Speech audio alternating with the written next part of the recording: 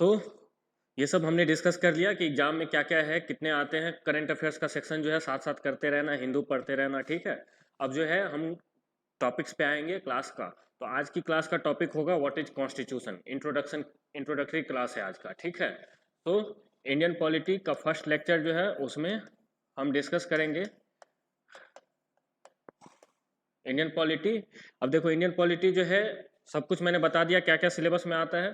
तो आज जो है पहले क्लास का टॉपिक होगा व्हाट इज कॉन्स्टिट्यूशन। बहुत लोगों को यही नहीं पता होता है कॉन्स्टिट्यूशन होता क्या है, ठीक है। तो ये क्वेश्चन है व्हाट इज कॉन्स्टिट्यूशन। उससे भी पहले है ऑर्गेनिक लॉ क्या होता है, चलो इसको बताओ। What is constitution. कॉन्स्टिट्यूशन का मतलब होता है supreme law of the land. Supreme लिखते चलना, supreme law of the land. So India में बाकी जितने भी लॉ हैं, आईपीसी है, सीआरपीसी है, उन सब में सुप्रीम कौन सा होगा, कॉन्स्टिट्यूशन। दूसरा एक अलग तरीके से डिफाइन किया जाता है, it is a legal relationship,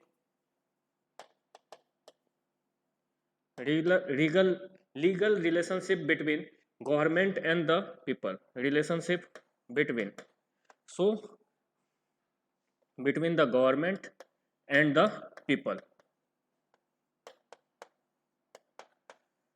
एक और है, ये सारे डेफिनेशन है, पॉइंट्स वाइज लिखने हैं हमें, ठीक ठीक है। तो कॉन्स्टिट्यूशन को कभी कभी एक डॉक्यूमेंट्स बोला जाता है, documents of peoples faith aspirations possessing special legal sanctity, ठीक है। तो a document of people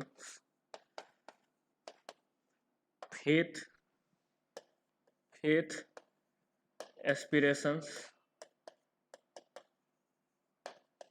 possessing special sanctity, sanctity, ठीक है। सैंक्टिटी सी होगा यहाँ, सैंक्टिटी, ठीक है, या स्पेशल लीगल सैंक्शन। अब अगर एक और तरीके से देखा जाए तो इट इज अ फंडामेंटल, बाकी सारे लॉ में ये क्या है, fundamental law. So it is a fundamental law of the country, of the country, fundamental law of the country and all other law. Fundamental law का क्या मतलब है, फंडामेंटल राइट्स हैं हमारे, उसी तरह से फंडामेंटल लॉ, बाकी सारे लॉ जितने भी होंगे कंट्री में वो सब क्या होंगे, इसके इन्फीरियर होंगे या इसके नीचे आएंगे। So it is a fundamental law of the country and all laws and customs, laws and customs, customs traditions ये सब जो होता है, आर या ऑफ द कंट्री।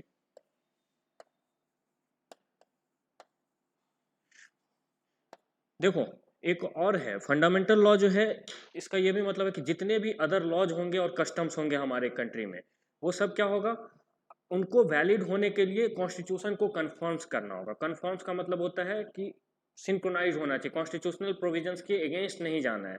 सो अगर यहाँ पे देखा जाए तो it is a fundamental law of the country and all laws and customs of the country in order to be valid first conforms to the constitution, so of the country in order to be valid. तो इस जितने भी laws हैं या customs हैं, इनको valid होने के लिए first conforms to the constitution, first conforms, constitution को कन्फर्म करना है, तभी ये हो सकता है।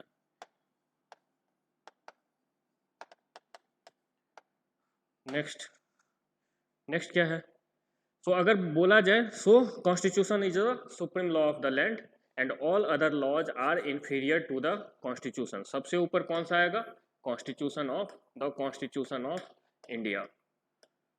और बाकी इसके नीचे सारे लॉज क्या क्या आएंगे, जैसे आरटीआई है, सीआरपीसी, आईपीसी, ठीक है, राइट टू एजुकेशन एक्ट, ठीक है, ये सारे क्या होंगे, इसके नीचे ही रहेंगे। सो एक स्टेटमेंट लिखो, this constitution is the supreme law of the country and all other laws in order to gets valid, या all other laws are inferior to the constitution. ये स्टेटमेंट लिख लीजिए, ठीक है। कभी कभी कॉन्स्टिट्यूशन को ऑर्गेनिक लॉ भी बोला जाता है, it is a organic law. Organic law का क्या मतलब है, ऑर्गेनिक लॉ का मतलब है कि कोई भी ऐसा लॉ जो प्रोवाइड करता है administrative structure of the country, ठीक है। So any law, organic law का डेफिनेशन लिखिए, any law that provides the organic structure, any law that provides the organic structure या administrative structure is called organic law, ठीक है। Any law that provide the administrative structure is called the organic law. So constitution is sometimes also called the organic law. Why? Because the framework and principal function of the various organs of the government. Various organs का मतलब क्या है? Executive, legislative, judiciary. इन तीनों के functions जो हैं, ठीक है, ये कॉन्स्टिट्यूशन जो है तय करता है, ठीक है। So organic law of the country, इसको लिखो, this constitution is also, this constitution is also known as the organic law of the country which sets out the framework and the principal functions of various organs के bracket में executive, legislature and judiciary, various functions या various organs of the government, various organs of the government. अब ये सारे हैं, और क्या है कि एग्जीक्यूटिव जो है कहाँ तक सोवरेन है, कहाँ तक डिसीजन ले सकता है, ठीक है। लेजिस्लेचर या जुडिशरी की कितनी पावर है, कितना एक्सटेंट है, वो भी कॉन्स्टिट्यूशन बताता है, ठीक है। So constitution also prescribe the extent of sovereign power, कितना है power, extent of sovereign power of the various organs of the government, ठीक है। तो इसको लिखिए, next point, the constitution also provides for या prescribe the extent of sovereign power of the various organs of the government. Various organs में ये तीन हैं, extent of sovereign power of the various organs of the government. It also defines legal relationship between people and government and it is known as citizenship.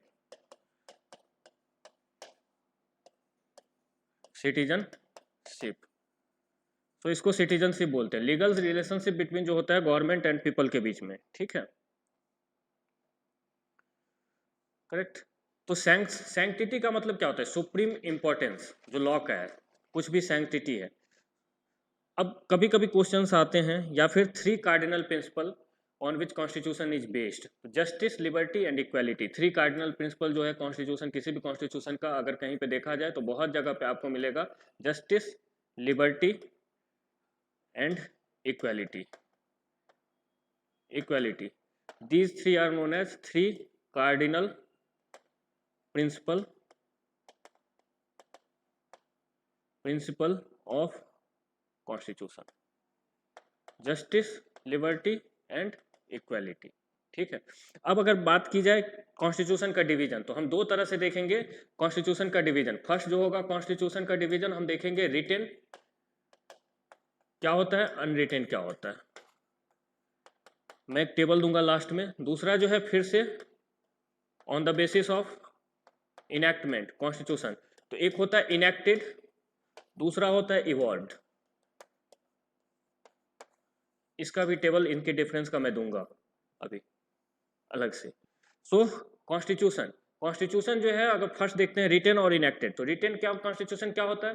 Retain constitution का मतलब होता है those constitution whose provisions are या have been codified into a systematic logical arrangement. Systematic logical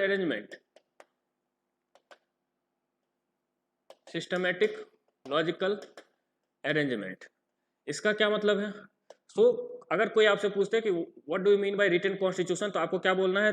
those constitution whose provisions have been arranged in a systematic logical manner, ठीक है, systematic logical manner, and it is a single legal document. So whose provisions have been codified into a single document. तो इसको लिखते चलिएगा, written, first one is written, तो इसका क्या होगा? इसका प्रोविजंस जितने भी होंगे वो क्या होंगे? अरेंज्ड होंगे in a single legal document, ये एल है, सिंगल लीगल डॉक्यूमेंट। अनरिटेन क्या होगा? Which has not been codified into a single codified into a single legal document. Unwritten का क्या हो जाएगा? अनरिटेन, अनरिटेन में होगा not been codified into a single legal document. ठीक है, तो ये दो बातें हैं। अब अगर पूछा जाए कि ये रिटन कॉन्स्टिट्यूशन का एग्जाम्पल बताओ, तो रिटन कॉन्स्टिट्यूशन का एग्जाम्पल अगर लोगे तो यूएसए आएगा, फिर इंडिया आएगा। अनरिटन का बताओ एग्जाम्पल, तो अनरिटन का बोलेगे तो यूके आएगा, और कोई तो न्यूजीलैंड भी बोला जाता है कभी कभी, न्यूजीलैंड। ठीक है, सो रिटन कॉन्स्टिट्यूशन क्या है? जिसके प्रोविजंस कोडिफाइड है into a single legal documents. ठीक है, अब देखो सिंगल ये अरेंजमेंट जो है codification, what do you mean bye codification? Codification का क्या मतलब है? What is the meaning of codification? अगर कोई पूछे कोडिफिकेशन क्या होता है, तो कोडिफिकेशन का मतलब ये होता है कि हमारे मॉडर्न स्टेट्स में कितने फंक्शनल रिक्वायरमेंट होते हैं मॉडर्न स्टेट्स के। तो अगर आपसे कोई पूछे functional requirement of modern state, modern state, तो ये क्या होगा? फर्स्ट क्या होता है? टेरिटरी होनी चाहिए, इस स्टेट के पास टेरिटरी होनी चाहिए, तब तो ये स्टेट बनेगा। दूसरा क्या है? दूसरा है कि सेट पीपल होने चाहिए। थर्ड वन क्या है? Government, third government. और फोर्थ क्या होता है? सोवरेन। अगर कोई मॉडर्न स्टेट का कैरेक्टरिस्टिक पूछा जाए तो सोवरेन या सोवरेनिटी, वो खुद की डिसीजन खुद ले सकता है। अब कोडिफिकेशन का क्या मतलब है? अगर कॉन्स्टिट्यूशन कोडिफाइड है तो कोडिफिकेशन का ये मतलब है कि इंडियन कॉन्स्टिट्यूशन के पार्ट 1 में क्या है? Territory of India. पार्ट 2 में है who are the citizen of India. तो टेरिटरी क्या है? First part 1। Part 2 who are the citizen of India. Part 3 क्या बोलती है? फंडामेंटल राइट्स के बारे में डिस्कस करती है। पार्ट 4 क्या बोलती है? डीपीएसपी क्या है। पार्ट 4 एक जो है वो क्या है? Fundamental duties. पार्ट 5 में यूनियन की बात की गई है। अब यूनियन के अंदर जो है एग्जीक्यूटिव आएगा, पार्लियामेंट आएगा, ऑर्डिनेंस आएगा। मान लो चैप्टर 1 में क्या है? एग्जीक्यूटिव। चैप्टर 2 में क्या आएगा? पार्लियामेंट। चैप्टर 3 में क्या आएगा? ऑर्डिनेंस। चैप्टर 4 में सुप्रीम कोर्ट। फिर पार्ट 4 के बाद अगर हम पार्ट 5 के बाद अगर पार्ट 6 की बात करते हैं तो उसमें कौन आएगा? स्टेट्स आएगा। सो ये सारी चीजें जो है कॉन्स्टिट्यूशन में देखोगे तो अरेंज्ड है। टेरिटरी पार्ट 1 में है ना, पीपल 2 में बात की गई है। तो ये सब चीजें जो है, सो अब मैं एक टेबल दे रहा हूं। एक टेबल ऐसे बनाना है, ये होगा पहला जो होता है इनेक्टेड, दूसरा जो होगा इवॉल्व्ड। तो टाइप्स ऑफ कॉन्स्टिट्यूशन के अंदर फर्स्ट ये जो होगा टाइप्स ऑफ कॉन्स्टिट्यूशन। सो पहला जो क्लासिफिकेशन होता है वो होता है इनेक्टेड, दूसरा होता है इवॉल्व। तो इसका मैं डिफरेंस बताऊंगा बस। ठीक है, तो इनेक्टेड जो होगा वो डेफिनेटली रिटन कॉन्स्टिट्यूशन होगा, रिटन कॉन्स्टिट्यूशन। ठीक है, रिटन कॉन्स्टिट्यूशन का मतलब क्या होगा? One which has been made by a single body, और उसका इनेक्टमेंट का डेट हो। सो दूसरा जो होगा one which has been made by a single body. ठीक है, अब यहां रिटन है तो यहां क्या होगा? अनरिटन। ठीक है, never been made by a single body, never been made by a single body. ठीक है, ये क्या करता है? इवॉल्व्ड है। इवॉल्व का मतलब क्या होता है? ग्रीव या ग्रोथ होता है, इसका धीरे धीरे ग्रोथ होता है। ठीक है, तो grieve, it was due to growth. Constitution का डेवलपमेंट कैसे हुआ? It was due to growth. तो ग्रोथ हुआ है। इसमें क्या होगा? अब इसमें है one which has been made by a single body. Single body में अब एग्जांपल लोगे तो इंडिया में एग्जांपल क्या होगा? कॉन्स्टिट्यूएंट असेंबली, है ना, कॉन्स्टिट्यूएंट असेंबली।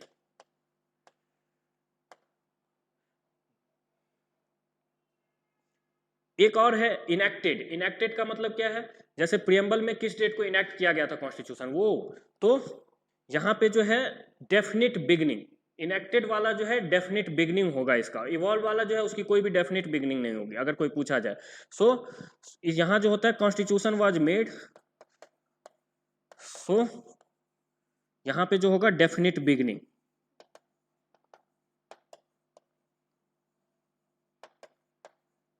यहाँ क्या है, जो भी पार्लियामेंट लॉ बनाती है वही कॉन्स्टिट्यूशन का पार्ट हो जाता है। So not have a definite beginning.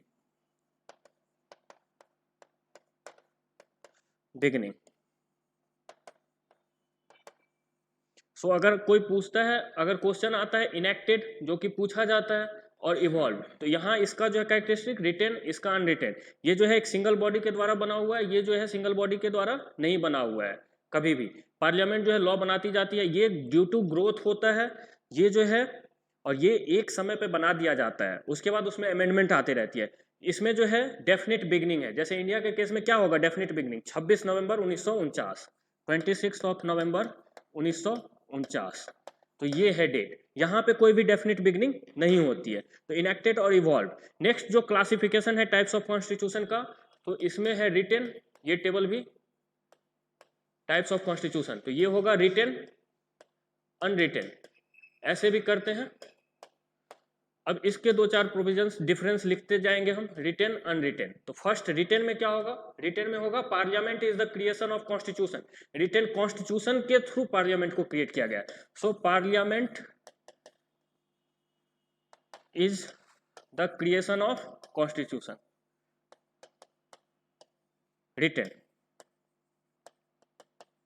यहां क्या होगा, इसका ऑपोजिट हो जाएगा, constitution is the creation of parliament. First constitution parliament के द्वारा, constitution is the creation of parliament. दूसरा डिफरेंस क्या होगा, दूसरा डिफरेंस कॉन्स्टिट्यूशन जो है सुप्रीम है, नॉट द पार्लियामेंट। यहाँ पे रिटेन कॉन्स्टिट्यूशन में फर्स्ट पार्ट क्या होगा, constitution is the supreme, constitution is the supreme. Parliament supreme नहीं है, पार्लियामेंट्री की सुप्रीमेसी नहीं है, नॉट द पार्लियामेंट। यहां पे क्या होगा, second, parliament is the supreme, parliament is supreme, not the constitution.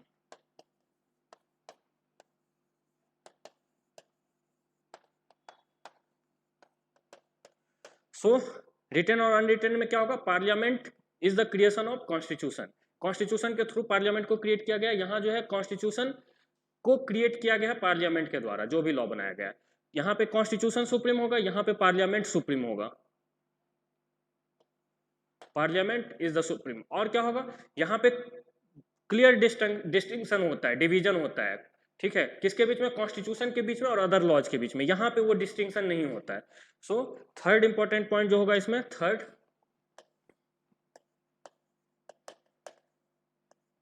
Unwritten. सो इसका जो होगा थर्ड, क्लियर डिस्टिंक्शन, डिवीजन होता है, डिस्टिंक्शन होता है, distinction between constitution and other laws.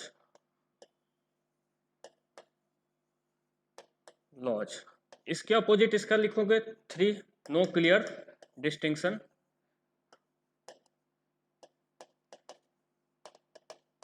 Between constitution and other laws. Why, every enactment of parliament will be the part of the constitution, यहाँ पे, ठीक है। अब एक और है, यहाँ पे देखो अनरिटेन में, इंग्लैंड में क्या होता है, जो भी पार्लियामेंट लॉ बनाती है वो कॉन्स्टिट्यूशन का पार्ट हो जाता है, ठीक है। तो इसलिए ये नहीं होता है, नोट क्लियर डिस्टिंक्शन, कॉन्स्टिट्यूशन और उसमें कोई भी डिफरेंस नहीं। अब फोर्थ वन की बात करते हैं, जुडिशियरी। जुडिशियरी में क्या होता है, रिटेन कॉन्स्टिट्यूशन जो होता है, जुडिशियरी के पास ज्यादा पावर होता है। So judiciary have wider power. So written जहां भी होगा वहां पे जुडिशरी के पास बहुत ज्यादा पावर होती है, ठीक है। यहां पे जुडिशरी के पास क्या होगी, फोर्थ में लिमिटेड पावर।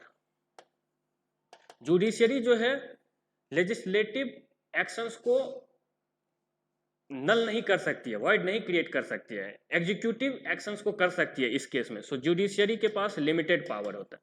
एग्जीक्यूटिव के डिसीजंस पे जुडिशरी कुछ भी एक्शन ले सकती है, बट लेजिस्लेचर में नहीं चलता उनका, क्योंकि पार्लियामेंट ही सुप्रीम होती है। नेक्स्ट क्या होता है, रिटेन कॉन्स्टिट्यूशन जो होता है रिजिड होता है, फ्लेक्सिबल होता है और बोथ। अगर डिफरेंस देखा जाए फिफ्थ वन, तो ये रिजिड भी हो सकता है फ्लेक्सिबल भी हो सकता है और blend of both, rigid flexible दोनों हो सकता है साथ साथ में, ठीक है। और यहाँ पे ये क्या होगा, नेसेसरी फ्लेक्सिबल होगा, क्योंकि हमेशा पार्लियामेंट को रिगरस प्रोसेस से नहीं जाना है, नेसेसरी फ्लेक्सिबल। तो ये बातें हैं। तो श्रीलंका के कॉन्स्टिट्यूशन की बात की जाए तो यहाँ पे श्रीलंका बिल्कुल फ्लेक्सिबल है, ठीक है। तो ऐसे अगर देखा जाए यूएसए में काफ़ी रिजिड है कॉन्स्टिट्यूशनल अमेंडमेंट में, इंडिया में दोनों ही है। तो ये है आपका कॉन्स्टिट्यूशन का, आज पहला क्लास है तो इसलिए इतना कुछ हम डिस्कस नहीं करेंगे, ठीक है। नेक्स्ट क्लास से हम पॉलिटी के क्लास में सब कुछ करेंगे। आज मैंने आपको पूरा डिटेल्स दे दिया सिलेबस का, घर जा करके इसको रिवाइज कीजिएगा, एनसीईआरटी की बुक जरूर पढ़िए सही से, ठीक है। ओके, आप लोग जा सकते हैं आप, दैट्स ऑल।